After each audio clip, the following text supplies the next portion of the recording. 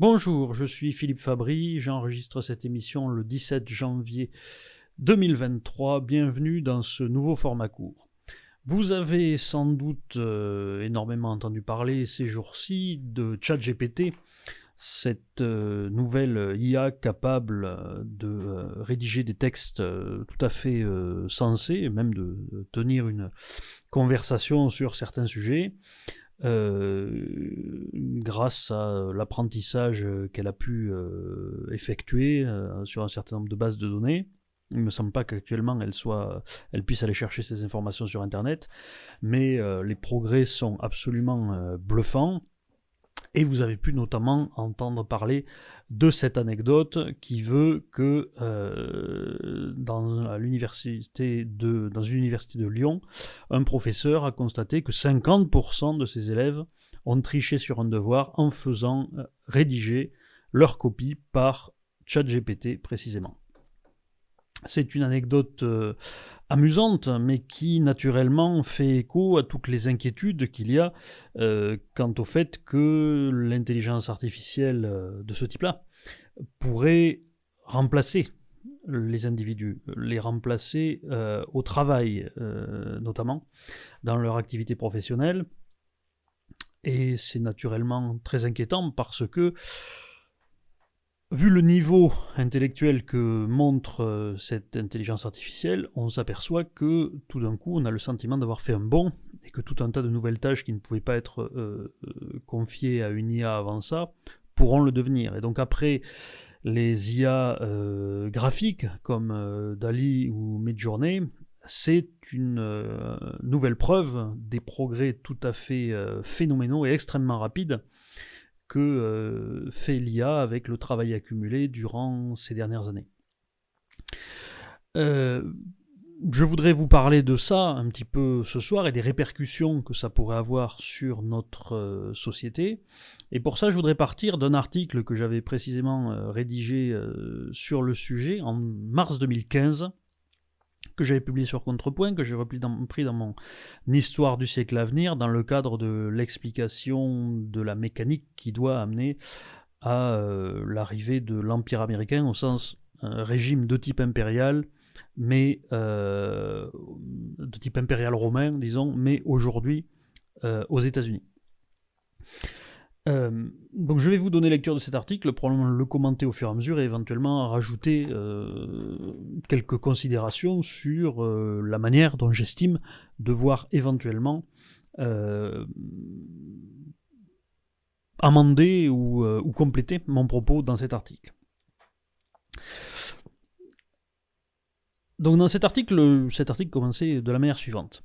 Le toujours excellent H16, je parle de H16 Htable, le blogueur, a publié récemment un article consacré à l'arrivée très prochaine de l'ère des robots, à l'occasion duquel il fait tout à la fois un point sur les progrès attendus pour le demi-siècle à venir et rappelle cette vérité économique essentielle qui veut que, si de nombreux emplois disparaîtront du fait de l'automatisation robotique plus rentable, la main-d'œuvre et les capitaux ainsi libérés permettront de créer moult nouvelles activités et emplois, selon le principe de la fameuse destruction créatrice de Joseph Schumpeter. La perspective, certes, est enthousiasmante et la logique nous assure que la destruction créatrice fonctionne pour le mieux. Cependant, de tels bouleversements pourraient être empêchés de tenir toutes leurs promesses, étant donné les tensions sociales qu'ils pourraient engendrer. Je ne partage donc que partiellement l'enthousiasme d'H16, non pas que je doute du mécanisme de la destruction créatrice et de la capacité intellectuelle d'adaptation et d'innovation de l'homme, mais je doute de la capacité de nos sociétés à encaisser un bouleversement aussi brutal, sans basculer dans l'hystérie politique et transformer le rêve en cauchemar avant qu'il n'ait le temps de se réaliser. Voici le problème. Si la capacité des humains à créer de nouveaux emplois pour gagner leur vie à la place de ceux qui seront remplacés par des robots et à former les individus de manière à ce qu'ils soient aptes à exercer les activités nécessitant des qualifications importantes, si donc cette capacité me paraît indiscutable, la difficulté risque de se poser au plan du timing. En effet, dans la destruction créatrice, destruction et création ne sont pas exactement simultanées.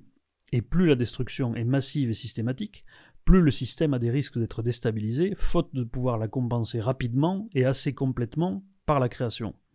Une révolution comme la révolution robotique qui nous attend constituera une telle phase de destruction massive et systématique comme il y en a très peu dans l'histoire. Ma connaissance de l'histoire mondiale n'est pas assez universelle pour dire si c'était la seule à s'être produite, mais la seule que je connaisse est celle des 2e et 1er siècles avant notre ère, qui affecta le monde romain. À partir de la fin de la Deuxième Guerre punique, à la fin du 3e siècle avant notre ère, l'expansionnisme romain se fit à un rythme exponentiel. Le territoire contrôlé par Rome doubla au 2e siècle et doubla encore au 1er, et cet expansionnisme inonda l'économie romaine d'esclaves par millions.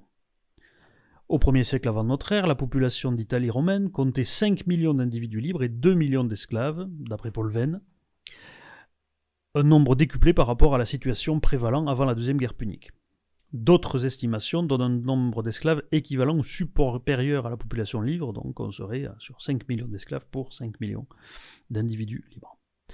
La plupart des prolétaires ou petits propriétaires terriens furent remplacés dans leur activité de manière soudaine par des esclaves beaucoup plus rentables. Laissant de côté le problème moral de l'esclavage, il faut constater qu'en bonne logique économique, la libération massive de capital et de main-d'œuvre aurait dû amener un progrès économique, une création répondant à la destruction. Les Romains étaient un peuple industrieux, ils en étaient capables, ils avaient inventé notamment le pressoir à huile, l'arche en plein cintre, le béton. Leur génie en matière de machinerie, grues et échafaudage en tout genre leur avait permis de développer des engins de siège restés célèbres, catapultes, scorpions, tours mobiles, mais également d'obtenir de fabuleux résultats architecturaux. Et par ailleurs, au plan théorique, les anciens ne manquaient pas d'inventivité. On se souviendra que Ctésibios d'Alexandrie, au IIIe siècle avant notre ère, avait inventé le système hydraulique à la base de ce qu'on trouve aujourd'hui sur toutes les portes d'immeubles sous le nom de groom. C'est parce que vous savez ce système de piston qui permet de retenir la fermeture d'une porte, ou de l'ouvrir, ainsi que donc le piston, qui en est un élément, le clavier et les premiers automates fonctionnels. La machine denticitaire, que l'on date de plusieurs siècles avant notre ère, montre l'habileté des anciens à mettre au point des engrenages complexes en métal. On pense que cette machine servait notamment pour du calcul astronomique. 2 siècles après, Héron d'Alexandrie inventait la première machine à vapeur, qu'on appelait l'éolipile, et suggérait un système d'ouverture automatique de portes fonctionnant à la vapeur, qui devait être réservé à des temples. Donc, on voit que les Gréco-Romains ont d'ailleurs fini par mettre au point un certain nombre d'innovations majeures. À la fin du 1er siècle avant notre ère, apparut aussi le moulin à eau, qui est une innovation extrêmement importante. Et à la fin du 2e siècle, le premier système de bielle-manivelle qui transforme un mouvement circulaire en mouvement latéral. Et que vous voyez notamment dans un certain nombre d'utilisations. Et à l'époque, ça servait essentiellement à transformer l'énergie d'un moulin à eau pour activer une scie, donc qui faisait un mouvement latéral, et pour découper la pierre de manière industrielle. Mais en vérité, l'Antiquité ne tira pas grand profit de ces inventions qui ne furent utilisées en masse qu'à partir du Moyen-Âge, voire après la Renaissance. Et pourtant, dès leur apparition, leur intérêt était manifeste. Ainsi, au IIe siècle, le moulin à eau d'allure industrielle de Barbegal, qui était donc une série de moulins à eau en cascade les uns sur les autres, produisait 4,5 tonnes de farine par jour. À Hiérapolis, en Turquie, la scierie mécanique, combinant donc scie, bielle-manivelle et moulin à eau, fonctionnait sur le même principe que celles qui fleurirent des millénaires plus tard. Notamment si vous avez vu La petite maison dans la prairie, vous savez que Charles Ingalls travaillait à la scierie de Walnut Grove où il y avait justement une scie circulaire comme ça sur laquelle il allait découper ses planches puisqu'il était charpentier, et cette scie circulaire elle était activée par un système de moulin à eau avec des courroies de transmission. Et donc tout ça existait dès le IIIe siècle. Et il semblerait que le mécanisme en ait été connu et employé près de Bâle dès le IIe siècle. Ces scies étaient à l'époque d'une technologie de pointe, et elles étaient employées, donc je vous disais, pour découper non pas le bois mais la pierre, mais il fallut attendre le XVe siècle pour que l'association du moulin à eau et de la soufflerie, c'est-à-dire un soufflet tout simplement, permette aux fourneaux des forges d'atteindre des températures plus élevées et de commencer à faire d'importants progrès en métallurgie. Le XVIIe siècle pour que Denis Papin redécouvre la vapeur et ses potentialités mécaniques, et le XVIIIe siècle pour, en combinant tout cela, que l'homme européen se mette en route vers la révolution industrielle avec la machine à vapeur telle qu'on la connaît aujourd'hui. Pourquoi est-ce qu'il a fallu 2000 ans pour attendre que ces progrès soient faits ? Alors certes, il manquait aux anciens le charbon, qui était un combustible bien plus efficace que le bois, ainsi que des matériaux assez solides pour la fabrication de joints, etc.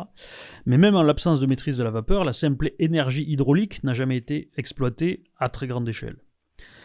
Est-ce que c'est une simple question de jugeote, pour ainsi dire, c'est-à-dire que personne n'y a pensé pendant plus de 1000 ans, ou bien est-ce qu'il y a d'autres raisons ? Je pense qu'il y a d'autres raisons, parce que cette simple manque d'idées, finalement, n'explique pas la faible diffusion des inventions révolutionnaires à l'époque, dont j'ai rappelé l'existence, et bien sûr en considérant que cette faible diffusion n'est pas une erreur liée à l'archéologie, du fait que, comme on a trouvé très peu d'exemples, eh bien on croit que c'était très rare, alors que peut-être il y en avait plus de quantité. En particulier, il y a cette idée que pour la machine denticitaire dont je parlais, il est tout à fait possible que si on n'en a retrouvé qu'une, c'est justement parce qu'on l'a retrouvée dans l'eau, dans un bateau qui avait coulé, et que donc c'est ce qui lui a permis de survivre au Moyen-Âge. Alors qu'avec l'entrée dans le Moyen-Âge, des instruments utiles pour faire des calculs astronomiques, c'était de plus en plus rare, alors que les gens, ils avaient besoin des métaux. Donc il est probable que s'il y en avait d'autres qui existaient, elles ont été fondues pour servir à autre chose, faire des outils ou que sais-je. Mais donc, même sans aller plus loin, donc même sans compter, en mettant de côté cette hypothèse, en admettant que finalement il y en avait assez peu, ce qui semble compatible avec le fait qu'on ait mis autant de temps à réfléchir et à utiliser ces inventions plus tard, on aurait dû en trouver suffisamment, ça aurait dû se multiplier. Et donc les usages auraient dû se diversifier, mais c'est pas ce qu'on voit. Alors certains historiens ont essayé d'expliquer la panne technologique par une sorte d'incapacité justement des hommes de l'Antiquité à penser le progrès en disant qu'ils étaient enfermés dans une vision cyclique du monde et donc ça n'a été dépassé que par le christianisme et sa conception linéaire de l'histoire, etc. Donc c'est une considération assez absolue de la mentalité antique qui selon moi est contraire au progrès technique qu'on observe dans l'Antiquité néanmoins.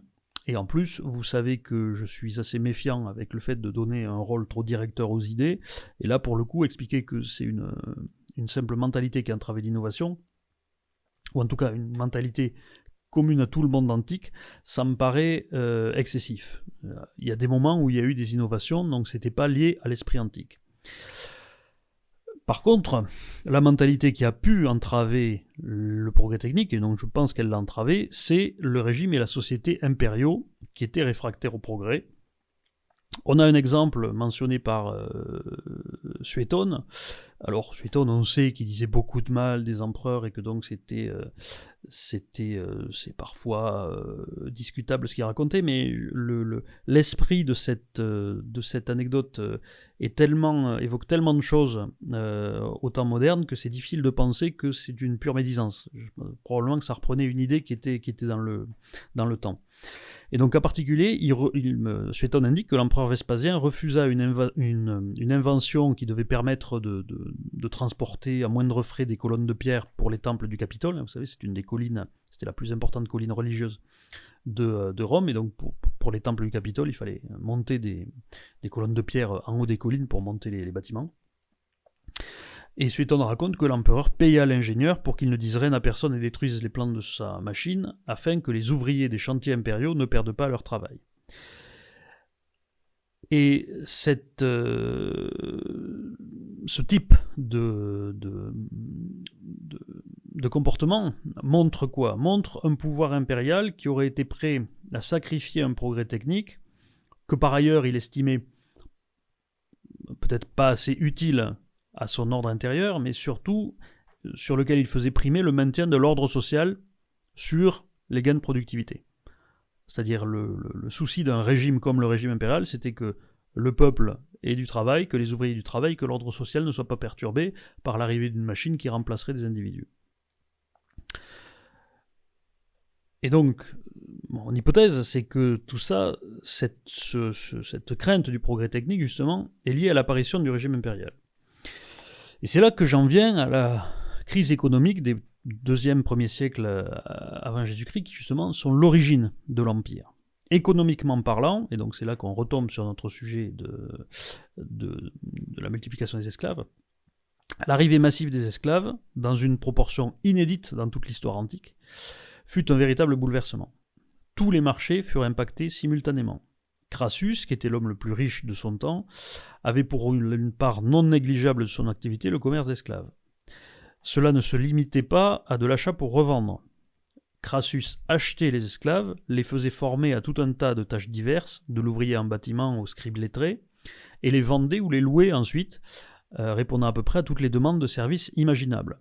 Donc c'est assez amusant parce que finalement l'entreprise de Crassus, c'est un petit peu comme si aujourd'hui vous aviez les GAFAM ou un des GAFAM qui possédait des IA pour tout un tas de tâches et qui vous disait voilà, vous avez besoin de tel truc, j'ai ce qu'il vous faut comme main-d'œuvre robotique ou intelligente.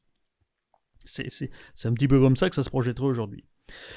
Et donc, le résultat à l'époque, c'est que dans l'Italie romaine, tout ce qui pouvait être fait par un homme libre pouvait être fait aussi bien et moins cher par un esclave. Alors certes, il a été suggéré que la productivité des esclaves était moindre que celle des hommes libres, mais la faiblesse de leurs coûts compensait vraisemblablement largement cela dans le système global qui a été mis en place à l'époque. Donc le résultat économique, ça a été que les hommes libres d'Italie romaine, de manière rapide, c'est-à-dire en quelques décennies, massive, c'est-à-dire qu'une proportion d'esclaves dans la population d'Italie a été multipliée par 10 en un siècle, et enfin systématique, c'est-à-dire qu'une majorité des activités professionnelles étaient touchées, c'était pas limité par exemple aux professions manuelles ou aux professions intellectuelles, tout était touché. Et bien les hommes libres d'Italie, donc de façon rapide, massive et systématique, perdirent leur travail. Une petite minorité devint fabuleusement riche, essentiellement notamment la classe patricienne et la classe équestre, qui était classe dirigeante romaine. Et une partie de la population sauva son activité en achetant des esclaves pour faire son travail à sa place, donc pour la partie la plus débrouillarde et entreprenante de la population. Et lorsque les artisans avaient des ouvriers, ils s'enrichirent même un peu en les remplaçant par des esclaves, puisqu'ils gagnaient sur la marge. Mais une grande partie de la population fut tout simplement ruinée. C'était celle qui, au moment de cette révolution, n'avait aucun capital, donc ce qu'on appellerait aujourd'hui les prolétaires, ou dont le capital perdit subitement toute valeur, et ça c'était le cas des petits propriétaires terriens qui étaient incapables d'exploiter la terre de manière aussi rentable que les grands exploitants latifondiaires, même en utilisant des esclaves. Je rappelle que le système latifondiaire est un système qui a été mis en place dans l'Italie romaine et dans le monde romain, justement au moment où les conquêtes impériales ont amené un capital formidable à disposition des classes riches romaines, qui était un capital en terre, donc foncier, les terres saisies sur les vaincus, et un capital humain qui était les esclaves. Et donc le système latifondiaire, c'est on crée de très grandes exploitations qui seront exploitées avec des foules d'esclaves. Des foules d'esclaves qui ne sont pas très productives, mais elles sont très nombreuses sur de très grandes exploitations, donc à la fin, votre exploitation est rentable. Alors que la petite exploitation très bien, ou sur laquelle le petit propriétaire fait très bien son travail, en raison de sa petite taille, elle est moins rentable, et donc c'est comme ça qu'on arrive à la ruine de cette petite paysannerie qui était en fait la classe moyenne romaine. Et donc ce bouleversement économique eut des conséquences politiques graves, il fut trop rapide, trop massif et trop systématique pour que les structures économiques s'adaptent et que la destruction créatrice ait le temps de faire son effet. Un si grand nombre de mécontents apparut en un temps si court que les répercussions politiques furent plus rapides que l'adaptation du marché.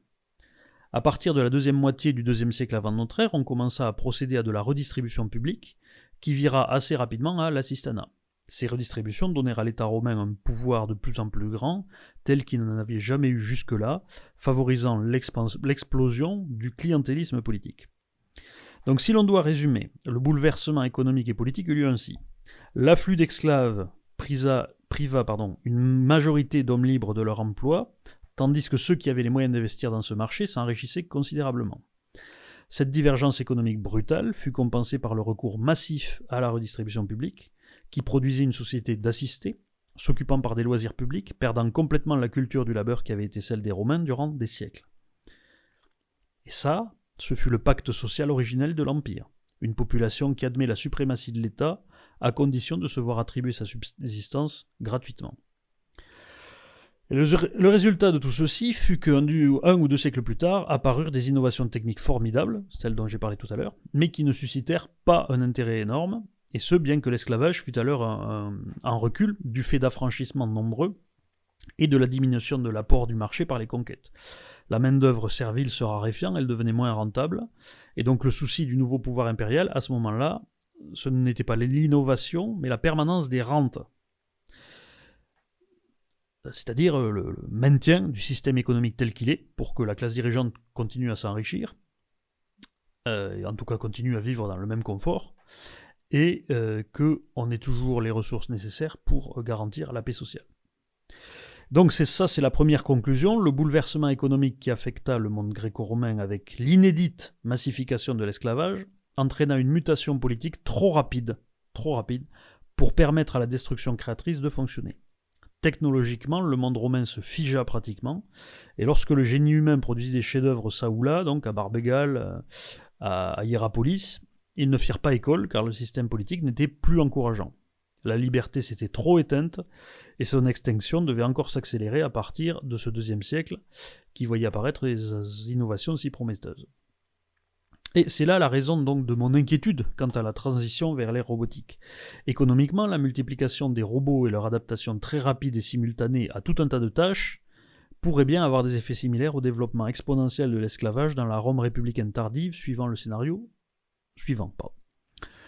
Premièrement, en quelques décennies, dans un grand boom de la robotique et de l'intelligence artificielle, donc, les robots vont remplacer massivement les humains dans des emplois où ils restaient nécessaires, sur les chaînes de montage des usines, mais aussi dans le transport, avec les voitures sans pilote, et de plus en plus dans un grand nombre d'activités intellectuelles, c'est là qu'intervient ChatGPT, ou même artistiques, avec Midjourney.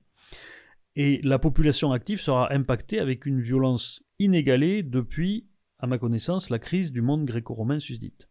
Certaines études laissent à penser que, donc des études qui datent de l'époque de l'article, donc en 2015, en France, 3 millions d'emplois pourraient disparaître du fait de la robotisation d'ici 2025. Alors, je ne sais pas s'il y a eu un suivi sur cette destruction d'emplois. On a vu beaucoup d'emplois disparaître, par exemple dans les caisses, chez les caissières de supermarchés qui ont été remplacés par des équipements robotiques. J'ignore si ça a touché beaucoup d'autres secteurs et si ces chiffres sont actuels.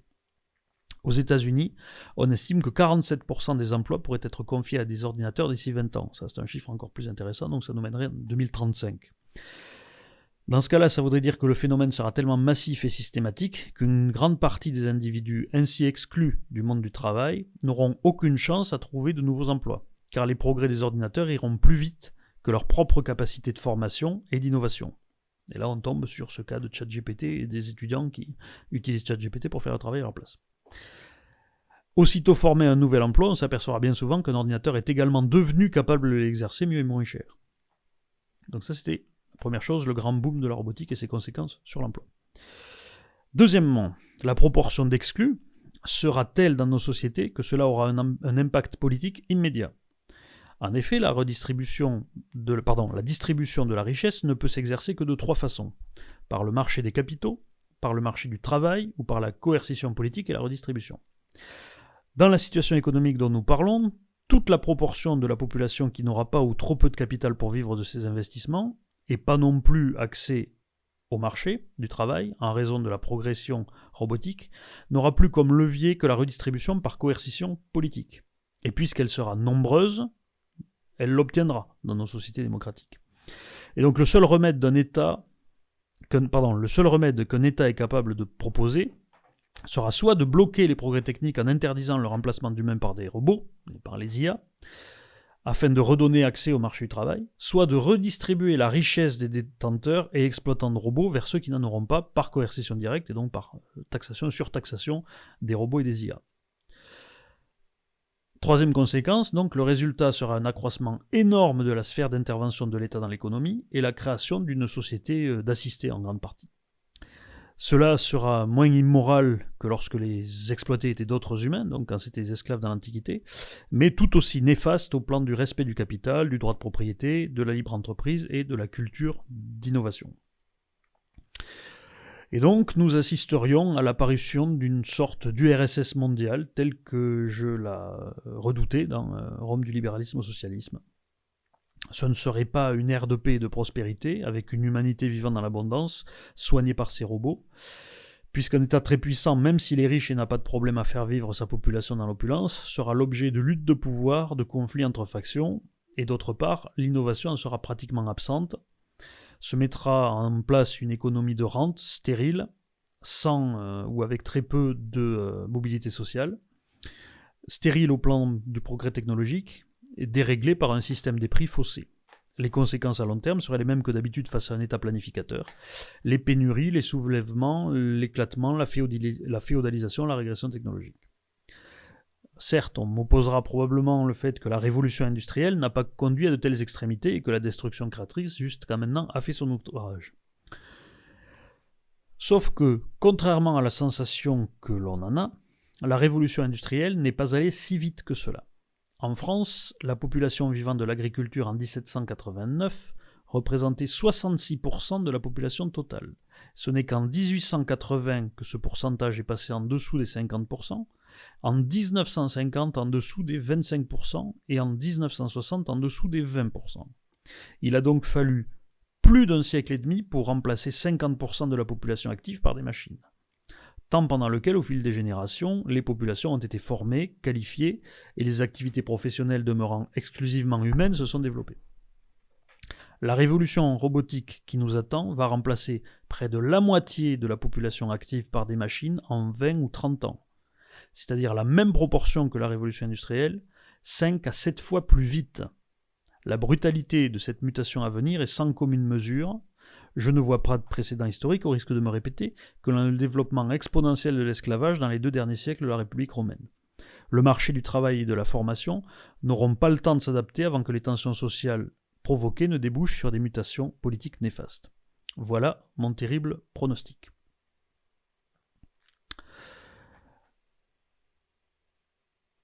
Alors, qu'est-ce que j'ai à rajouter là-dessus aujourd'hui ? Quelques remarques, je ne suis pas sûr de pouvoir conclure à tout à fait autre chose. Simplement, je commencerai par une remarque sur la transformation économique. Je pense que la transformation économique liée à l'esclavage, dans l'Antiquité, à notre époque moderne, on va dire pour ce qui était du 2e siècle avant Jésus-Christ, pour l'histoire romaine, c'est-à-dire entre la fin des guerres contre Carthage et la fin de la conquête de l'Orient, et donc avant les grandes conquêtes de Jules César, c'est-à-dire la conquête de l'Égypte et de la Gaule, etc. Je pense que ce premier mouvement a déjà eu lieu et qu'il a correspondu à la grande mondialisation de la deuxième moitié du XXe siècle et du début du XXIe siècle, qui a déjà eu en grande partie l'effet de destruction de l'industrie et d'un grand nombre d'emplois dans les pays occidentaux, au profit des pays en voie de développement, que de fait en grande partie qui ont eu le même effet que l'esclavage à l'époque de l'Empire romain. C'est-à-dire en faisant travailler des ouvriers notamment chinois à des prix et dans des conditions sociales très inférieures à celles de ce qu'étaient les les individus en Occident, ça a eu un petit peu le même effet que l'esclavage. Il y a eu un autre effet aussi, c'est le recours à l'immigration massive dans les pays occidentaux, qui font notamment baisser le coût de la main-d'œuvre et dans tout un tas d'activités difficiles, pénibles, que ce soit dans les cuisines de restaurants, sur les chantiers, etc. Ça aussi, ça a un effet voisin de ce qu'a été l'esclavage à Rome, c'est-à-dire une grande importation de main-d'œuvre à très bas coût. Et ça explique que, j'ai déjà fait le parallèle dans d'autres vidéos entre, on va dire, le Trumpisme aux États-Unis et les exigences de Tiberius Gracchus, l'aîné des Gracques, à Rome dans l'Antiquité, et ça donc c'était à peu près en 130 avant Jésus-Christ, donc vers la fin, dans le dernier tiers de ce 2e siècle avant Jésus-Christ. Mais ensuite, au 1er siècle avec Jésus-Christ, il y a notamment les conquêtes de Jules César, en particulier la conquête des Gaules, qui, elle, a amené à elle seule un flux absolument considérable d'esclaves, plus d'1 million, et sur la masse de population que je vous indiquais, 5 millions, c'est-à-dire que le nombre des esclaves a encore doublé, je disais ça a doublé au 2e siècle, doublé au 1er siècle, c'est vrai pour les terres dominées par Rome, et c'est vrai aussi pour le nombre d'esclaves. Et donc je pense que c'est plutôt ce 2e mouvement, c'est-à-dire celui du 1er siècle avant Jésus-Christ, à cette deuxième moitié du mouvement qui est le plus explosif, que correspondrait l'arrivée de l'IA, donc puisque le premier mouvement correspondra à la mondialisation et à l'exploitation, on va dire, du capital humain à l'échelle mondiale par l'Occident. Mais néanmoins, ça ne change pas grand-chose au raisonnement de toute façon. Hein. Ça explique juste qu'en fait, on ait déjà commencé une partie du chemin avant que cette révolution n'arrive.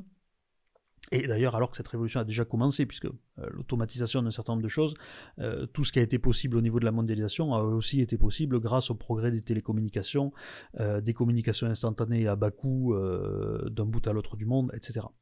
Donc ça a déjà joué en fait. Mais avec l'arrivée de toutes ces intelligences artificielles, ce qui va se passer, c'est que tout un tas d'activités qui jusque-là étaient protégées, notamment d'activités intellectuelles, risquent de tomber dans l'escarcelle de la robotisation. Pendant longtemps, on a pensé justement que on pouvait se désindustrialiser, que de toute façon on conserverait des économies de services ou des secteurs à haute valeur ajoutée, vous savez, c'est ce qu'on disait, et qu'on pouvait se débarrasser de l'industrie au profit du tiers-monde. Bon, déjà, ça c'était un mauvais calcul qu'on a vu, mais en plus, maintenant, conserver les services, déjà, les services aussi se retrouvent en concurrence avec ces pays du tiers-monde qui s'est développé entre-temps, mais aussi et surtout, désormais, dans nos propres pays, tout un tas de professions intellectuelles de proximité, on va dire. Je pense notamment en grande partie aux métiers comme juriste, avocat, ou conseil dans tout un tas de domaines, hein, que ce soit même la comptabilité ou même parfois en médecine, vont être de plus en plus des domaines dans lesquels l'intelligence artificielle va avoir un usage très important, et donc où les études qu'on a pu faire ne vous suffiront pas à vous sauver, à vous rendre utile sur le marché du travail. Donc ça va accélérer très fortement une tendance qui avait déjà commencé du fait de la multiplication des diplômés avec un marché du travail qui n'était pas forcément suffisamment important pour les absorber. Est-ce que ça va véritablement uniquement détruire les emplois ? Je pense pas. Parce que, notamment, quelque chose comme ChatGPT, si vous êtes intelligent, que vous savez vous en servir, ou que vous savez vous apprendre à vous en servir, ça peut démultiplier la productivité de certains individus. Notamment, je pense à des gens qui n'ont pas forcément de quoi se payer un assistant, par exemple, ou un documentaliste ou quelque chose comme ça. J'ai fait des essais et j'ai vu que c'est tout à fait remarquable. Ça peut faire gagner un temps extrêmement précieux pour trouver ce qu'on cherche. Mais dans ce cas-là, ça va être un usage qui va être réservé, à ceux qui seront capables d'apprendre rapidement à utiliser ces instruments, et deux, qui sont capables d'avoir une valeur ajoutée par rapport à ce que font ces outils-là, c'est-à-dire en ajoutant, par les questions qu'ils leur posent ou les requêtes qu'ils leur font, apprendre à se servir de ces outils justement comme n'importe quel outil.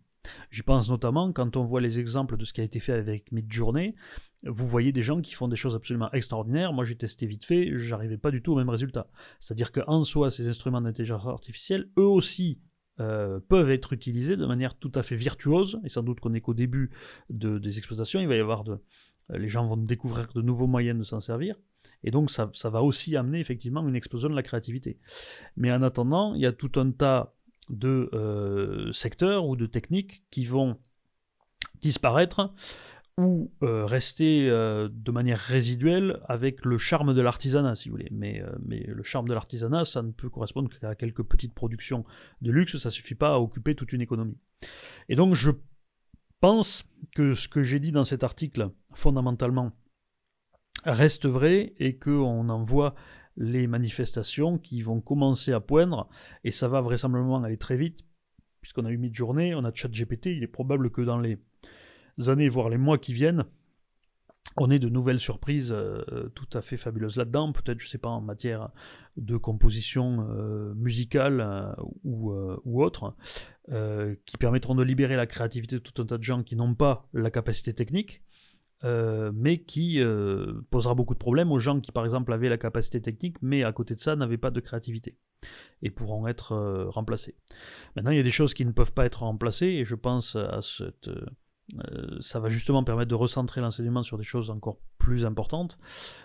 Si je peux mettre une note positive, c'est que ce cas des étudiants qui font faire leurs devoirs par ChatGPT, ça m'évoque aussi tous les gens qui pensent que apprendre, par exemple, ça sert pas à grand chose, puisque si on veut avoir une information, on peut aller la chercher dans Wikipédia.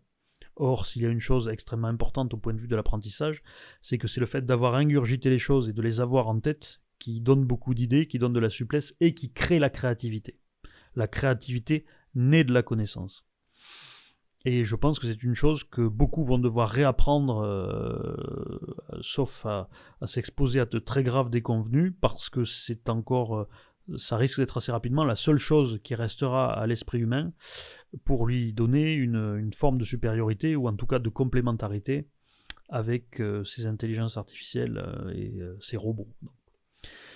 Donc je vous laisse méditer là-dessus, j'attends vos éventuelles remarques, et ne vous laissez pas faire.